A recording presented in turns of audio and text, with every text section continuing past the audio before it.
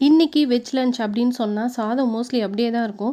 School டேஸ்ல நம்மளும் எவ்வளோதான் பொரியல், கூட்டு, வெஜ் ஃப்ரைட் ரைஸ், வெஜ் குருமான்னு செஞ்சாலும் கொஞ்சம் மிச்சம் வரதாங்க செய்யுது. சில காய்கறிகள்லாம் இருக்கு. உதாரணமா பூசணிக்காய், சொரக்காய், சௌசௌ, வாழைப்பூன்னு பாவங்க அதுங்கலாம். என்ன மசாலா போட்டு செஞ்சாலும் பசங்க கொஞ்சம் தான் எடுத்துக்கிறாங்க. ஆனா இந்த காய்கறிகள்ல தான் டிசைன் டிசைனா நியூட்ரிஷன்ஸ்லாம் இருக்கு. இதெல்லாம் பசங்களுக்கு எவ்வளோதான் சொல்லிக் குடுத்தாலும் சாப்பிடும்போது நம்ம தாங்க ஃபெயில் ஆறோம். அப்படி நெறைய ரிசர்ச் பண்ணி 5 ஸ்டார் ரேட்டிங்ல டேஸ்ட் வந்தது தாங்க இந்த வாழைப்பூ கோலா உருண்டை. பூவுல இருக்கிற நரம்பெல்லாம் எடுத்துட்டு கிளீன் பண்ணி உப்பு, மஞ்சத்தூள் போட்டு லைட்டா வேக வச்சு எடுத்து ஆற வச்சுக்கலாம்.